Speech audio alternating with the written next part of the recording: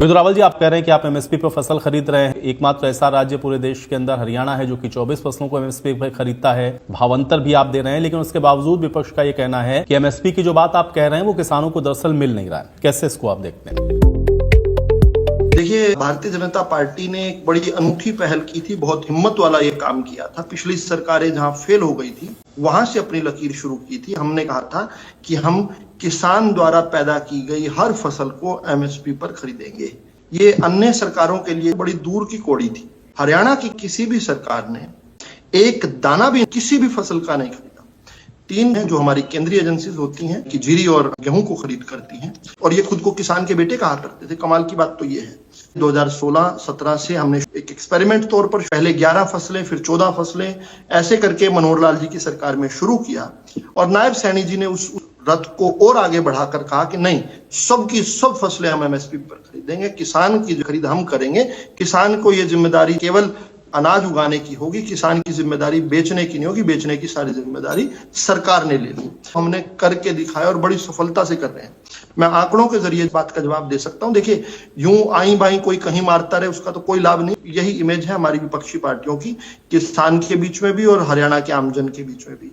धान की आवक के 12/10/2025 यानी कल रात 12 बजे तक का मैं आपको डाटा दे रहा हूं। 27.18 लाख मैट्रिक टन आवक हुई, जिसमें से ऑक्शन पर खरीद हुई है 23.75 लाख मैट्रिक टन और जे फार्म पर खरीद हुई है 24.20 लाख मैट्रिक टन। अगर लिफ्टिंग की बात करें तो 18.36 लाख मैट्रिक टन की लिफ्टिंग हो चुकी है, यानी 77% आवक जो हुई उसकी लिफ्टिंग हो चुकी है।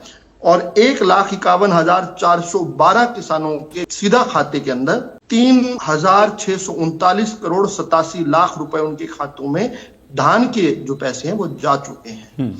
बाजरे की जहां तक बात करो, और नोट करने की बात है, बाजरे का इन्होंने कभी एक दाना नहीं खरीदा। कमाल कर गए, अपने आप को किसान का बेटा कहते थे, एक दाना नहीं खरीदा। लेकिन हम लगातार पिछले 6 साल से खरीद रहे हैं। तो हमने 1,71,109.03 मैट्रिक टन बाजरे की खरीद किया। इन्होंने एक दाना नहीं खरीदा। हम 1 लाख से ऊपर 1,71,000 मैट्रिक टन खरीद चुके हैं।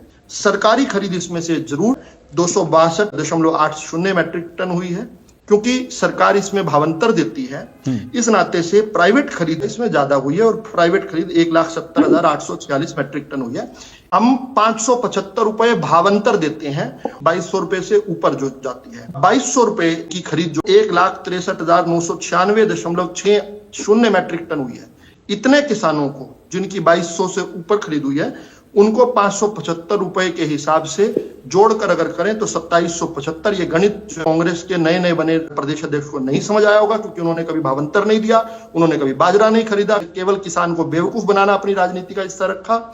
इस नाते से उन्हें नहीं समझ आएगा कि हमने भावांतर देकर भी एमएसपी पूरी की है। और केवल 6849.63 मैट्रिक टन बाजरा 2,200 से अबव बिका है।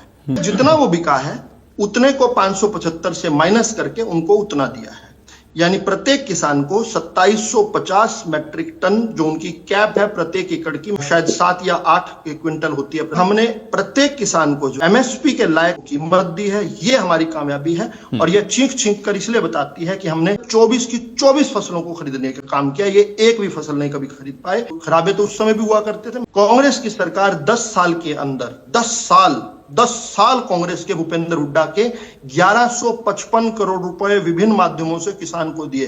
देने में क्या हुआ करता था हम जानते हैं, ऊपर से 1 रुपया जाता है, नीचे 15 पैसे ही पहुंचते थे। लेकिन हमारी सरकार ने 17,500 करोड़ रुपए, इन्होंने 1,155 करोड़, हमने 10 सालों में 17,500 करोड़ रुपए सीधे के सीधे किसान के खाते में डाले, जिनकी एक एक पाई किसान के खाते में गई है। और इसका इन्होंने विरोध किया। किसान यूनियन के साथी, उन्होंने भी ना जाने क्यों इस बात का विरोध किया कि किसान के खाते में जानी चाहिए। लेकिन अब ये एक नॉर्म बन गया, और हरियाणा के काम को अनुकरण करते हो अनेक राज्यों ने हमारे पैटर्न को लागू करके सीधा किसान के खाते में डालना शुरू कर दिया।